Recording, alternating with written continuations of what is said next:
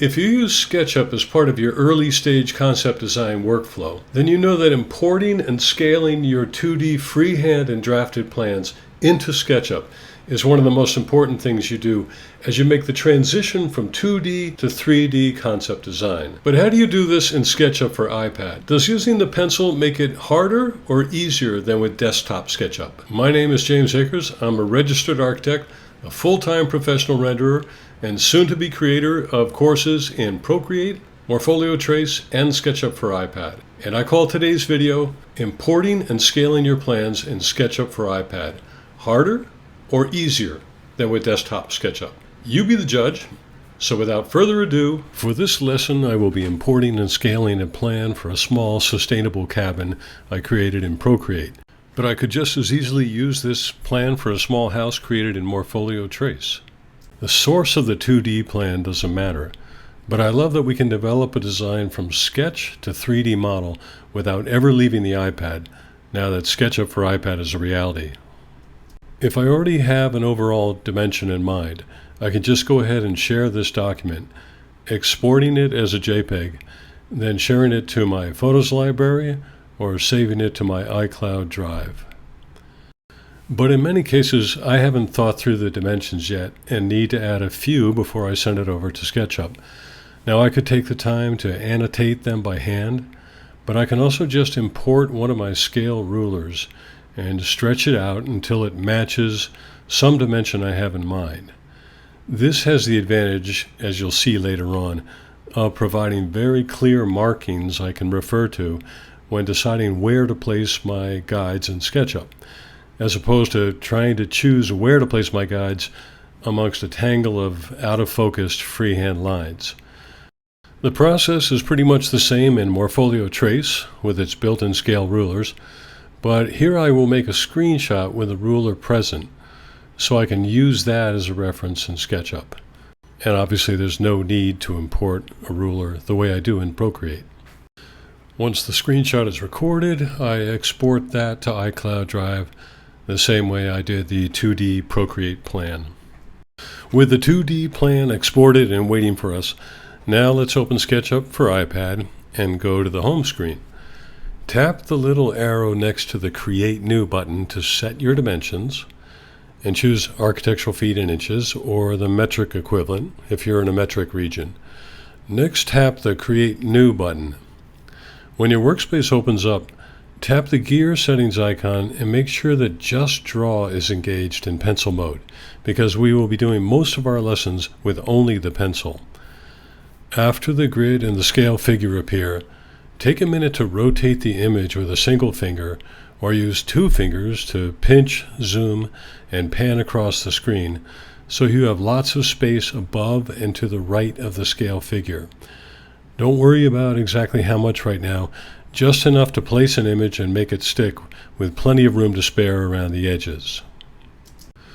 Now tap the three dots at the bottom of the left side toolbar and locate the Insert Image icon at the top right. Tap the icon, then tap Use as Image Object. Then tap Browse Files, tap the file you want.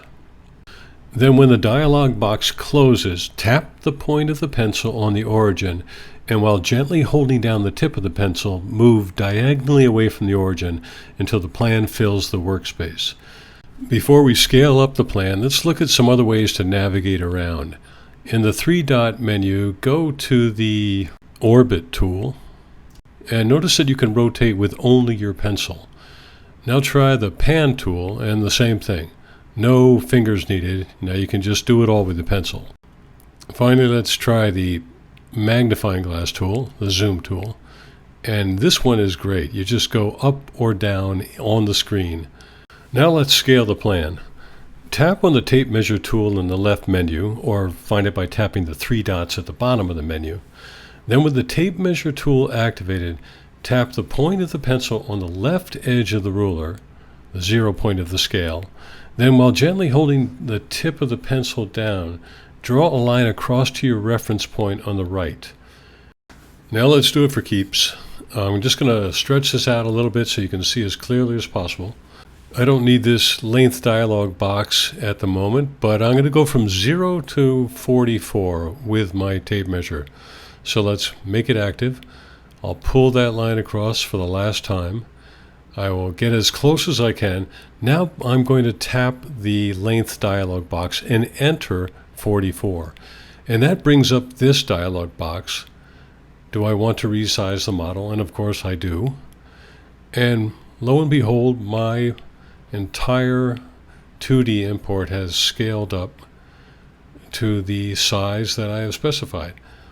And to prove that, let's just look at this scale figure that Sketchup adds.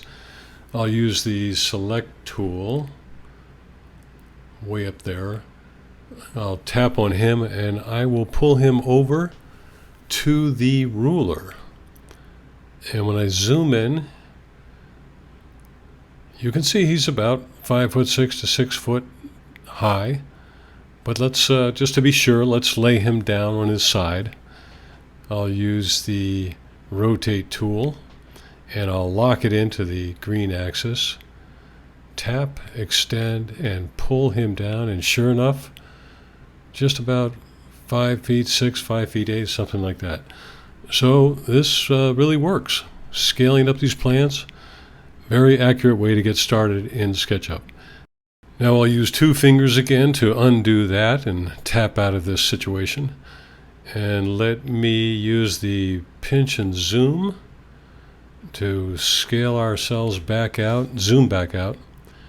And all that's left is I want to actually pull this plan over and make sure the corner of the plan is also coincidental with the origin, the XYZ axis in SketchUp.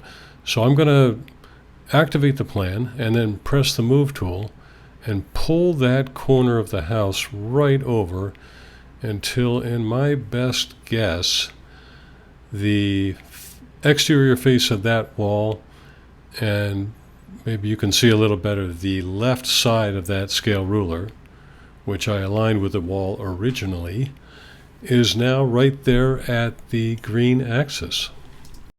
If you're curious to see how I use these importable scale rulers to design this modern cabinet in Procreate in the first place, then I hope you'll check out the video showing on the screen above right now. Or if you'd like to learn more about how Morpholio Trace and SketchUp work together, check out the video on the right side. Thanks for watching, and I'll see you in the next video.